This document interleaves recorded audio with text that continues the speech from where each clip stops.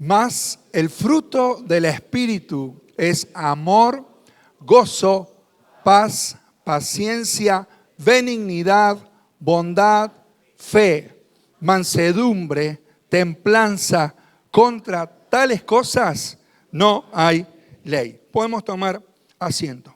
Esto de la paciencia es lo que está faltando hoy. En un tiempo donde no nos bancamos nada. No nos bancamos nada.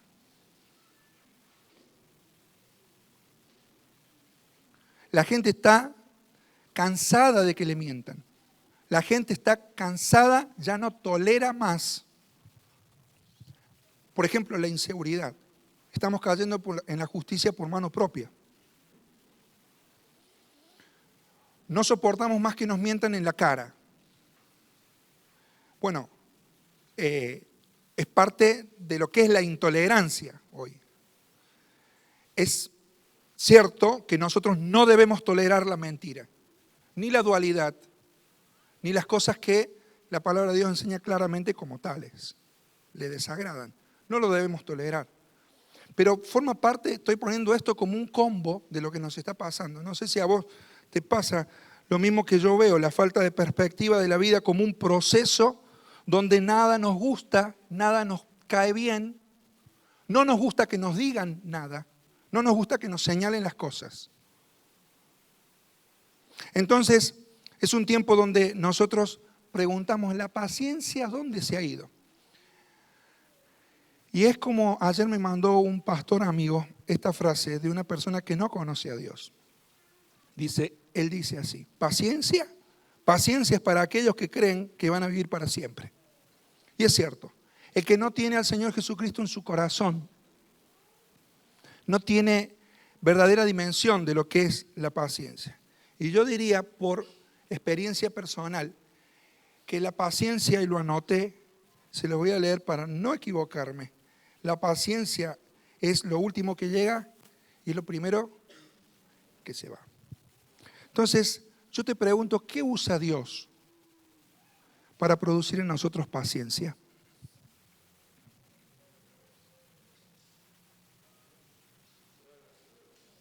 Pruebas. ¿Es verdad? ¿Qué más? ¿Qué más?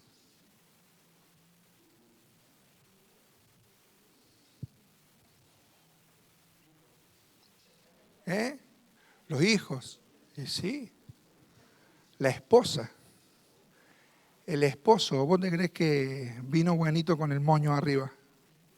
Era bonito, pero no era tan buenito. ¿O no?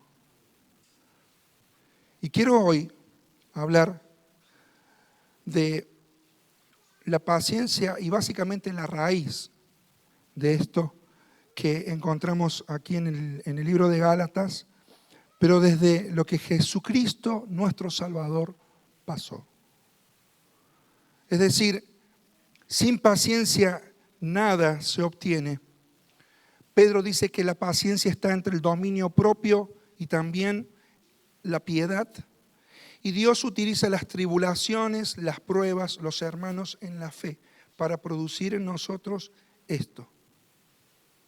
Dios tiene paciencia con la humanidad y es paciente para con todos, no queriendo que nadie se pierda, sino que todos procedan al arrepentimiento.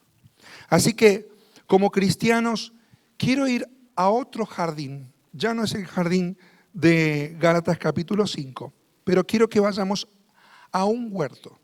En el primer huerto, la humanidad cayó en pecado. Adán buscó otras cosas y no obedecer a Dios. Necesitamos ir a otro huerto donde el hombre perfecto, Jesucristo, puede vencer esa tendencia y esa caída que tuvo el primer Adán. Entonces quiero que nos ubiquemos en Marcos capítulo 14 y quiero invitarlos a ir al huerto de Getsemaní. Como cristianos, no hay mejor manera de lidiar con nuestras circunstancias que ver cómo Cristo lidió con las suyas y luego ir y hacer lo mismo. Así que Jesucristo ya entró en Jerusalén, la gente ya tiró las mantas y las grandes ramas delante de él, y está en las horas previas para ir a la cruz. Jesucristo tiene un grupo de mucha gente, luego tiene un grupo de 70, luego tiene un grupo de 12, pero Jesús revelaba sus cosas a un grupo todavía más pequeño.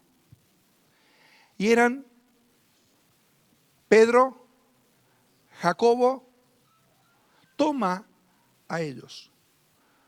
En la noche última, la última cena, son 11 los discípulos que están cenando con Jesús. Uno ya se fue temprano, se levantó, porque estaba planificando la traición. Así que Judas se fue. Jesús quedó con 11 y dice el texto bíblico que tomó a su núcleo íntimo y lo llevó al huerto de Getsemaní. Vamos a leer allí el texto bíblico desde el versículo 32 al versículo 42. Y quiero que hoy pensemos en que Dios quiere producir lo mejor de nosotros, de que vos y yo estamos en un proceso a través del cual la paciencia va a dejarse ver por obra del Señor. Pero quiero ver algunos detalles del texto bíblico para seguir. Dice allí versículo 32, fueron al huerto de olivos llamado Getsemaní y Jesús dijo, siéntate aquí mientras yo voy a orar. Se llevó a Pedro, a Santiago y a Juan y comenzó a afligirse y a angustiarse profundamente. Le dijo, mi alma está destrozada de tanta tristeza hasta el punto de la muerte. Quédense aquí y velen conmigo. Se adelantó un poco más y cayó en tierra. Pidió en oración que si fuese posible, pasara de él la horrible hora que le esperaba. Abba, Padre, clamó, todo es posible para ti. Te pido que quites esta copa de sufrimiento de mí. Sin embargo, quiero que se haga tu voluntad, no la mía. Luego volvió y encontró a los discípulos dormidos. Le dijo a Pedro, Simón, ¿estás dormido? ¿No pudiste velar conmigo ni siquiera una hora? Velen y oren para que no cedan ante la tentación, porque el espíritu está dispuesto, pero el cuerpo es débil. Entonces Jesús los dejó otra vez e hizo la misma oración que antes. Cuando regresó de nuevo a donde estaban ellos, los encontró dormidos porque no podían mantener los ojos abiertos y no sabían qué decir. Cuando volvió a ellos por tercera vez, les dijo, adelante. O la palabra griega puede ser, basta. Duerman, descansen.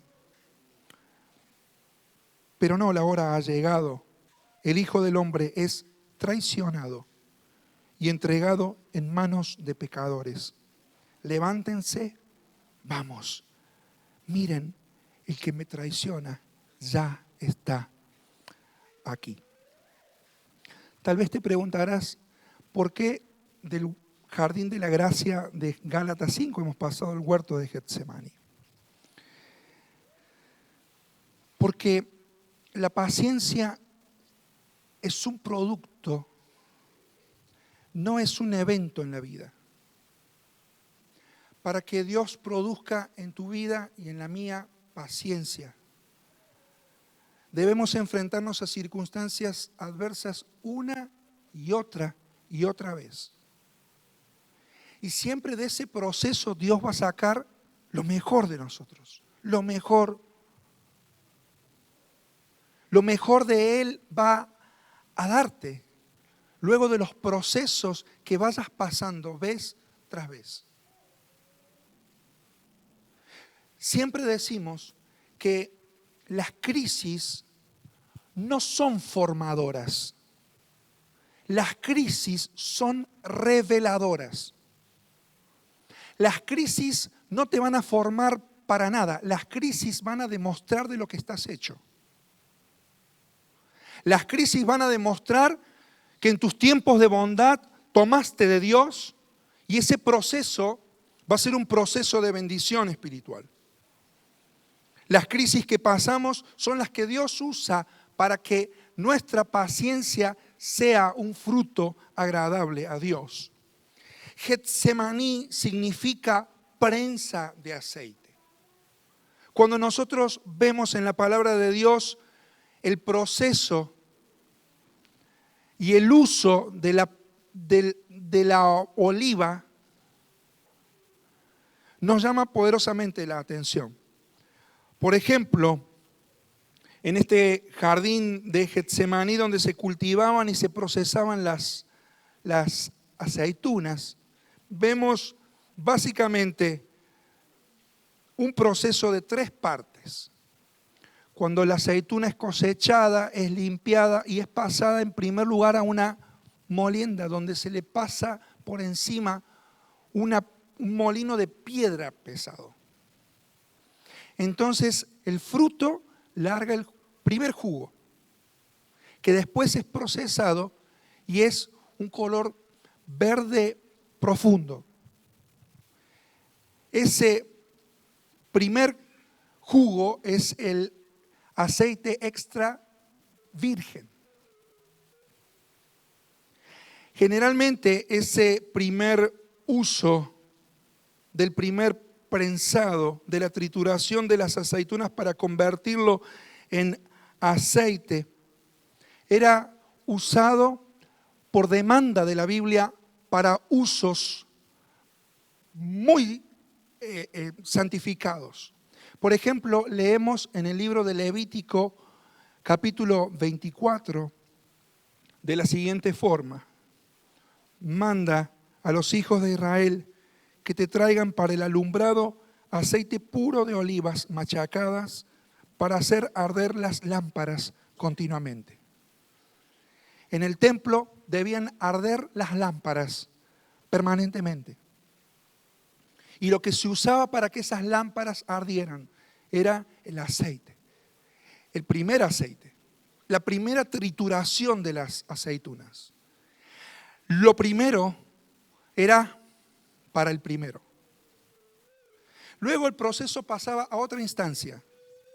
En un segundo paso, la trituración, prensando las olivas, largaba un aceite comestible, que era el aceite que se usaba para los alimentos.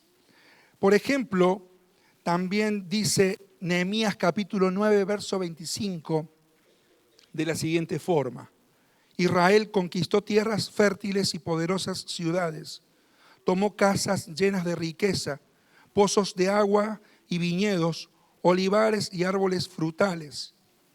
Nuestros antepasados comieron hasta hartarse, engordaron y disfrutaron de tu gran bondad.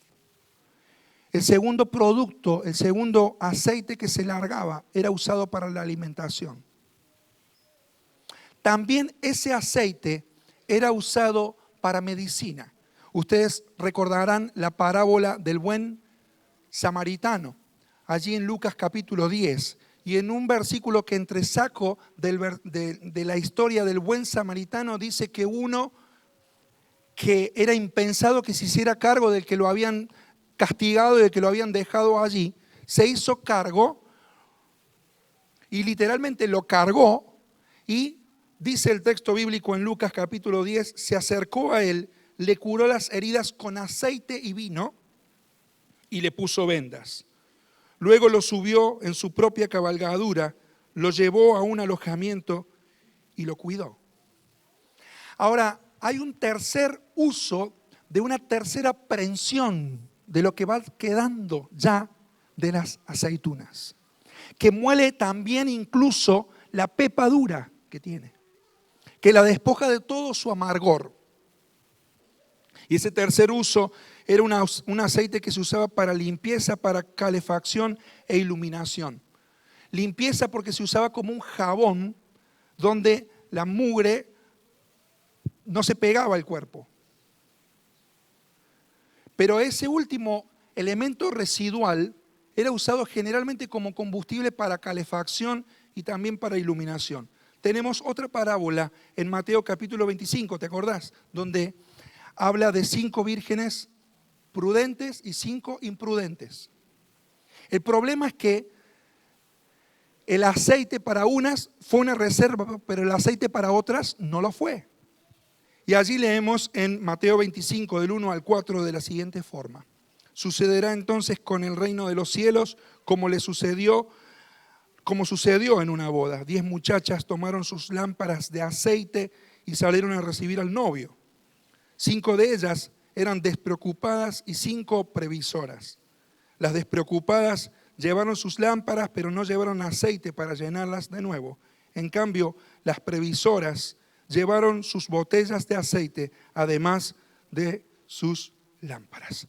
Cuando leemos nosotros el pasaje paralelo en los sinópticos de Mateo, dice la palabra de Dios que Jesús oró 3 veces. Primero, luego volvió a ver a sus discípulos, oró por segunda vez. Mire, no lo digo yo, Mateo 26, 44 lo dice. Jesús volvió y oró por tercera vez. Y ya cuando él oró por tercera vez, ya volvió y vio a sus discípulos y repitió lo mismo y dijo: adelante, duerman y descansen, pero mire, ha llegado la hora y el Hijo del Hombre es traicionado y entregado en manos de pecadores. Estas 3 sucesivas trituraciones de aceitunas en aceite representan un impresionante cuadro de Cristo. El primero es el santísimo apartado para la salvación. Cristo Jesús es el ungido de Dios. En segundo lugar, Jesucristo es el que la profecía había prometido como el que iba a sanar nuestros corazones. El que iba a ser el pan al cual la gente gratis iba a tomar de él. Y la invitación de la profecía era: venid y comed, comprad sin dinero. Cuando el libro de Isaías se abre en el capítulo 1 y el versículo 6, es impresionante cómo la nación estaba prosperando y ellos creían que todo les estaba yendo bien. Pero Isaías les dice: desde los pies hasta la cabeza están llenos de golpes, cubiertos de moretones, contusiones y heridas infectadas, sin vendajes ni aceite que los alivie. Es decir, una nación que pensaba que yendo lejos de Dios las cosas le iban a ir bien. Y aparentemente las cosas les estaban yendo bien, pero Dios dice: desde la cabeza tuya hasta la punta más lejana que llegue tu uña del dedo gordo, no hay otra cosa sino hinchazón y podrida llaga, y no hay nada que te cure, no hay aceite que te vende. Cuando seguimos leyendo el mismo libro de Isaías, en el capítulo 53, dice la Escritura, mirando proféticamente al Cristo que iba a morir por nosotros: mas Él herido fue por nuestras rebeliones, el castigo de nuestra paz fue sobre Él, y por su llaga fuimos nosotros curados. Más aún, en el capítulo 61 de Isaías, dice también allí la palabra de Dios que el Espíritu del Señor soberano está sobre mí, porque me ha ungido para llevar buenas noticias a los pobres. Me ha enviado para consolar a los de corazón quebrantado y a proclamar que los cautivos sean liberados y que los prisioneros sean puestos en libertad. Esta expresión en otra versión dice: me ha enviado a sanar a los quebrantados de corazón. Y Lucas capítulo 4, verso 18 dice que él, abriendo el rollo, leyendo Isaías, dijo: esta profecía se ha cumplido aquí ahora. Cuando él dijo: yo soy el ungido de Dios, que vine a sanar, no hay peor cosa para un religioso que eso, que le muevan la estructura. Y se pusieron como locos. Lo cierto es que Jesús es no solamente el ungido santísimo, sino que es el ungido que sana. No solamente eso, es el pan que alimenta. Y Él, además de ser nuestra medicina, porque por su llaga nosotros hemos sido curados. Además, Él es la luz del mundo. De la misma manera que el último residuo de la prensa era el combustible que alimentaba las lámparas y los candeleros de aquel momento. La Biblia nos dice que Jesucristo es la luz del mundo y que todo aquel que en Él cree tendrá la vida de la luz de la vida. Y en medio de un mundo en tinieblas, como dice Pablo en Filipenses capítulo 2, en una noche y en un mundo, en una generación desviada y perversa, maligna y perversa. Utiliza allí una palabra interesante que de ahí deriva etimológicamente la palabra escoliosis. ¿Saben ustedes lo que es? La generación maligna y perversa es una generación jorobada. Esa es la palabra que Pablo utiliza en Filipenses 2. Y en medio de una sociedad sin luz, sin referencia, sin dirección, desviada de la voluntad de Dios, la palabra nos dice que la iglesia, depositaria de la luz del mundo, es luz del mundo. Y es un mensaje de referencia para el mundo. Es Cristo en nosotros, brillando. De forma tal que esto quiere decir, en otras palabras, lo que Samuel Pagán, un teólogo latino, dice: aquel huerto milenario y silencioso es símbolo de poder y autoridad, es signo de esperanza y futuro, es emblema de integridad y gracia, valores y virtudes que acompañan a las personas que no se detienen ante las dificultades ni se amilanan ante los problemas. Ese jardín de plegarias y meditaciones preparó al Señor para la conquista del porvenir, para alcanzar el mañana, para llegar al futuro, para aproximarse a lo eterno.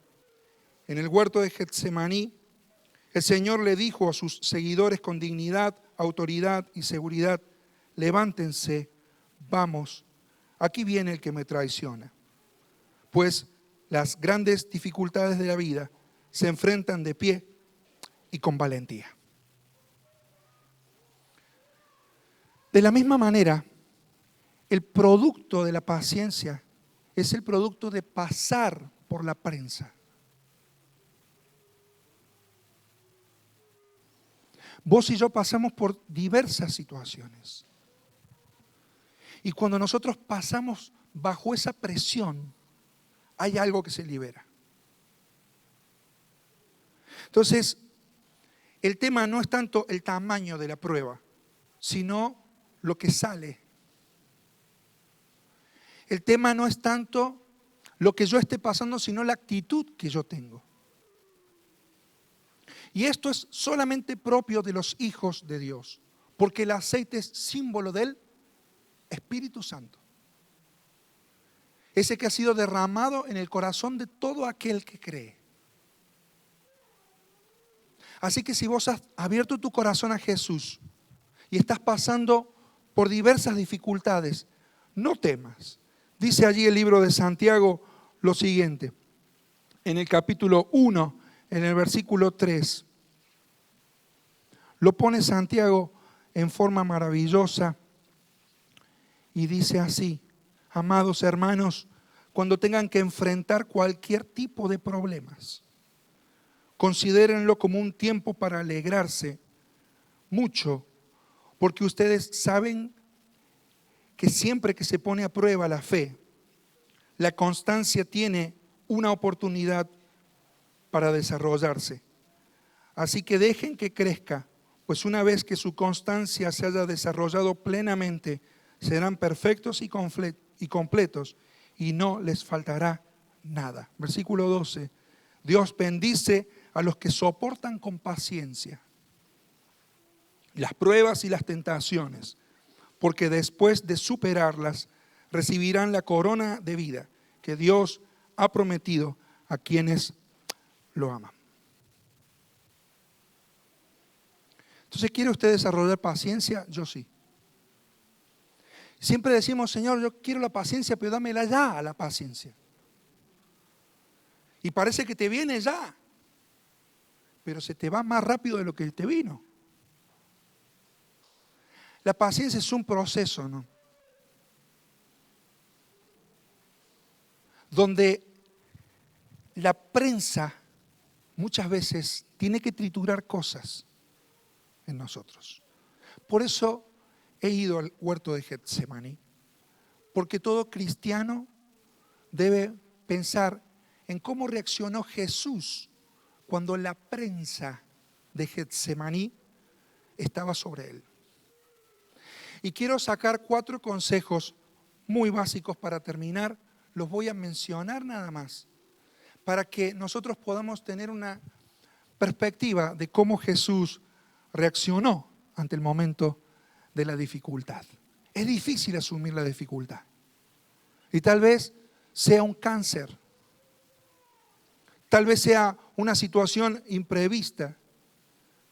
Tal vez sea el cuestionamiento de un hijo rebelde. El diagnóstico que nunca esperaste. La quiebra de un negocio que toda tu vida te llevó a formar. El sueño que nunca llega y nunca se cumple. El esfuerzo que parece nunca ser bien remunerado. En primer lugar, Jesús fue realista. Nos vamos a plantar en Marcos 14. Y esto habla de sinceridad. Hermanos queridos, si nosotros queremos que el Espíritu Santo empiece a producir en nosotros paciencia, debemos ser sinceros. Dejar de tapar cosas. Jesús no negó al tratar con estas terribles circunstancias que estaba viviendo. Él no evadió el momento. Jesús llevó su círculo íntimo porque siempre es bueno tener gente cercana. Porque no es bueno que el hombre esté solo, dice la Biblia. Entonces, pero hay un momento donde Dios prueba nuestra paciencia, en el cual estamos solos. Y debemos estar solos. No hay nada, no hay nadie que esté con nosotros. Estamos solos ante esa prensa. Y Jesús fue realista porque Él no se escondió. Él no se escondió, Él no evadió lo que estaba pasando. Más bien estaba profundamente angustiado y turbado. Y Él reconoce y dice, mi alma está, ¿cómo? Abrumada de tristeza al punto de morir. Yo no sé si alguna vez te has sentido así. No sé si te has sentido abatido o abatida. Esta es una experiencia de las ovejas del Señor.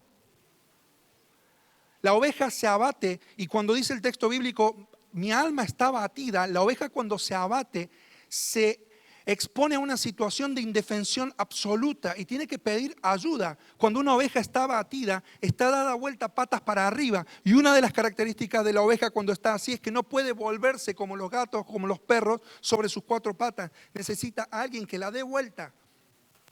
Si no es presa de las alimañas.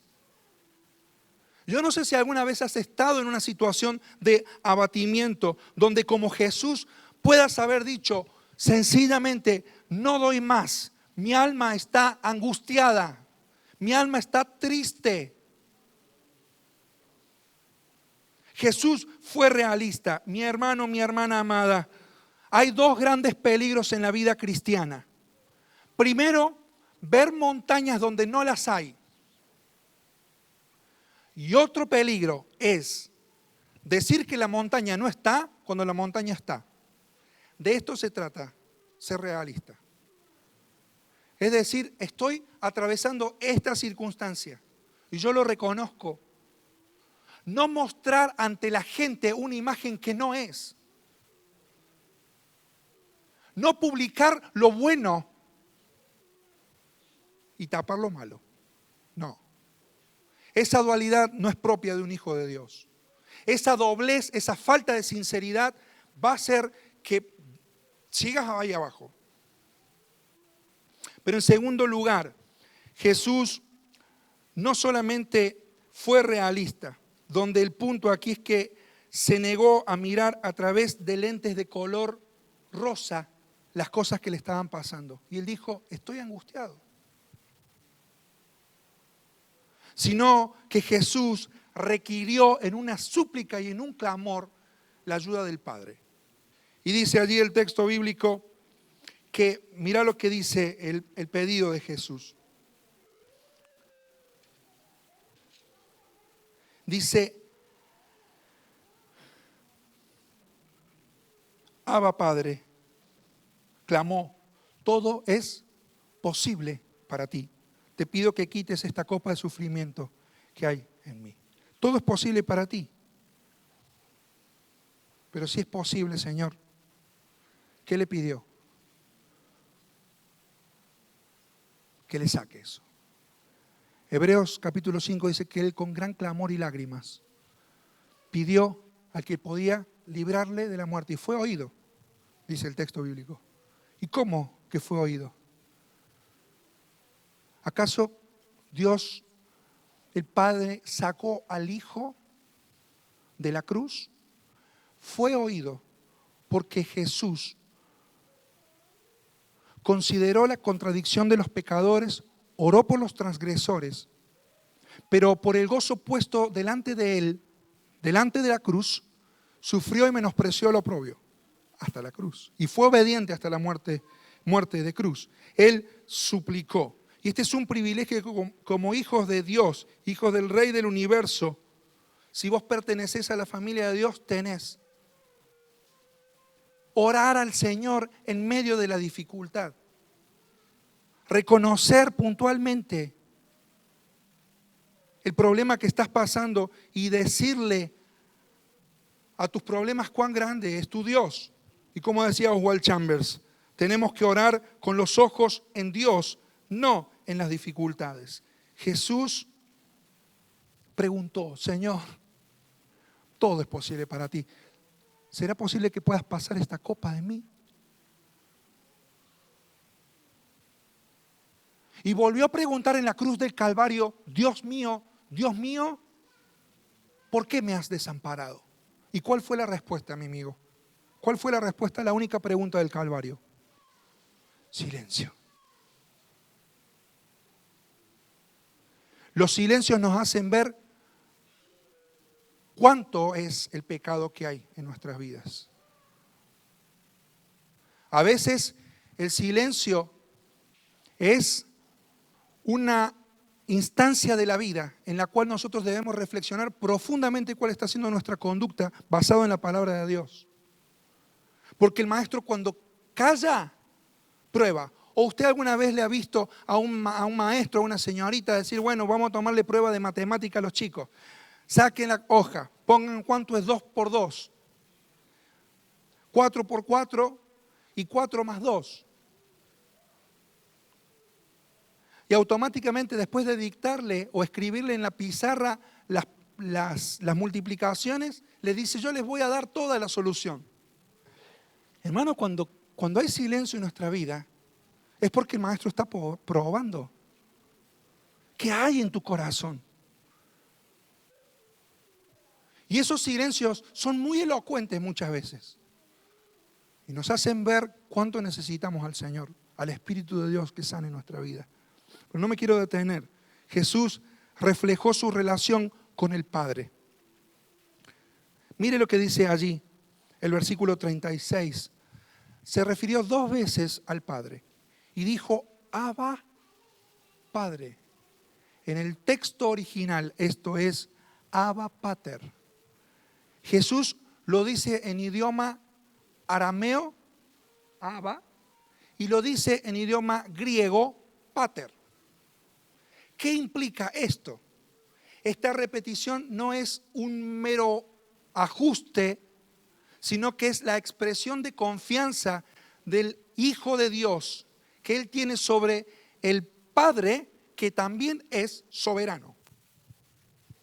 Y en medio de las circunstancias Él está prensándose allí, en el huerto de Getsemaní, y allí Él le dice, Abba, Padre. Lo dice una vez y lo dice otra vez, y Jesús reflexiona sobre su posición como hijo y su posición bajo la soberanía de Dios, reflexionando sobre una cosmovisión en la que las circunstancias de la vida no son casualidad, que no hay nada que se escape al diseño del Dios soberano, pero tampoco no hay nada que se escape al amor de Dios. Y es esto, vemos una oscilación extrema en la teología actual. El viernes cenábamos con un hermano muy amado y hablábamos de esto. Cómo la teología está enfatizando sobre la soberanía de Dios y está olvidando la paternidad de Dios. Y cómo también del otro extremo se está enfatizando demasiado en la paternidad de Dios y se va en desmedro de la soberanía de Dios. Él le dice, Abba, Padre. El Abba es la expresión más pura del corazón de un niño hacia su papá. Y la otra expresión es la de un Padre poderoso, omnipotente, que tiene control de todas las cosas. Entonces, hermanos amados, Dios no se ha ido de vacaciones en las circunstancias que nos están pasando. Él las sabe. Y nos ama. Y va a producir lo mejor en cada uno de nosotros. Pero Él reflejó su fe en Dios como Padre, pero también como soberano. Y lo último que veo en Jesús aquí es que Él rindió su voluntad. Y esto tiene que ver con soltar y someternos. Tiene que ver, hermanos, con renunciar. Porque Jesús no estaba resistiendo la voluntad del Padre. No la estaba resistiendo. Sino que estaba rindiéndose a ella. Lo que estaba haciendo el Señor Jesucristo es rendir el control de las cosas al Señor. Y cuando impones tu propia voluntad, tu propio razonamiento, tu propio pensamiento a las cosas que Dios establece, vas a seguir allí. Pero como cuando Jesús podamos nosotros enfrentar el dolor más horrible, nosotros podamos llegar a decirle al Señor, Señor, yo me rindo. Yo rindo el control de las cosas a tu diseño. Y no voy a seguir pateando contra tu voluntad. Porque eso va a traer más dolor en mi vida. Así que Cristo enfrentó el dolor y la muerte y podemos imaginar cómo Él se sintió. Él tenía una visión del mundo que incluía más que jardines de rosas. Él estaba en un huerto que significa prensa de aceite. Y esto me hace acordar a mí que para que Dios pueda producir en mí el fruto de la paciencia, me va a someter a un proceso que yo no sé cómo será su transcurso, pero sí siempre sé cómo será su final. Porque tengo un Padre que es soberano, pero un Padre que me ama y que quiere lo mejor. Que por lo que vos estás pasando, aunque te esté doliendo, puedas considerarte dichoso, dichosa. La alegría de un hijo de Dios. La bendición de la paciencia no es para todos. Así que la Biblia dice, no tengas miedo porque yo estoy contigo. No se desmorone tu corazón. Yo soy tu Dios. Yo soy tu Dios. Yo te voy a dar fuerzas y te ayudaré y te sostendré con mi mano victoriosa. Esa llama que pensamos que va a quemar todo en nosotros es la llama de Dios que está quemando las impurezas y quitándole al oro todo lo que lo hace todavía algo que tiene que venir por delante. Roberto siempre dice una frase, que Satanás ataca los barcos con oro, pero Dios se encarga de quitar todas esas cosas y parece a veces que nos quema el corazón, nos quema el corazón. Y la palabra de Dios sale a nuestro cruce hoy y dice, cuando pases por las aguas, yo estaré contigo. Y si por los ríos no te negarán. Cuando pases por el fuego, no te quemarás, ni la llama arderá en ti. Que esa llama no sea la llama de nuestra pasión, sino la llama del fuego de Dios en cada uno de nosotros. Más aún, dice la Biblia, sabemos que Dios dispone todas las cosas para el bien de quienes lo aman, a los cuales Él ha llamado de acuerdo con su propósito. En otras palabras, sabemos que los que aman a Dios, todas las cosas ayudan a bien. Yo no sé, Señor, cómo vas a hacer. Yo no sé, Señor, cómo vas a transformar esto que me es costoso pasar para bien. Pero yo sí sé una cosa, que no se te va a escapar de la mano y que tarde o temprano va a llegar el bien para nuestras vidas. Va a llegar el bien, la bendición del Señor. De forma que, como decía el gran hermano que ya está en la presencia del Señor, Friedrich Meyer, él decía así: la incredulidad pone nuestras circunstancias entre nosotros y Dios, pero la fe pone a Dios entre nosotros y nuestras circunstancias. Y en ese proceso Dios está produciendo en nosotros paciencia. Es el Espíritu Santo que en nosotros está produciendo eso. Así que si yo no permanezco en oración, permaneceré en tentación. Necesitamos buscar al Señor en medio de estos tiempos. Yo no sé por qué situación estás pasando, pero sí sé que hay un Dios que quiere producir paciencia. Nada mejor que actuar como Jesús. Fue realista, no tapó nada. Él reflejó su relación con Dios. Jesús rogó en medio de las crisis, pero Él también, como vimos al final, rindió su voluntad. Y este es el llamado que yo vengo a hacer en esta mañana para todos nosotros. ¿Sabes qué? A rendir nuestra voluntad y a dejar de pelear por nuestros esfuerzos a nuestra manera, porque si no, nos vamos a ahogar en el intento. Si yo no rindo mi voluntad, me voy a quedar allí, como le pasa a aquel rescatista chino que vio como un hombre se tiró de un puente para suicidarse en un río de China. Y toda la gente lo movía para que se tirara a rescatar al tipo que se había tirado para matarse. Y tírate, yo no sé cómo le habrán dicho en chino. Tírate, loco, dale, mirá. No, si yo no me voy a tirar. Pero no estás viendo que se tiró, se está muriendo. Yo no me voy a tirar porque cuando yo me tire, los brazos de esa persona y la desesperación me van a hundir también a mí con él. Yo necesito que él se quede quieto, y una vez que él esté quieto, yo lo voy a poder traer a la orilla. Y así hizo, y así rescató a esta persona de morir. El Señor nos llama en esta mañana a rendir nuestra voluntad. Ese es el llamado del Señor. ¿Qué les parece si oramos? En medio del proceso que estás pasando, que Dios está prensando tu corazón, prensando tu mente. Estás pasando por un momento que nunca tal vez pensaste que ibas a pasar. Que la luz de Jesús puede iluminar tu camino. Que su aceite sane tu corazón.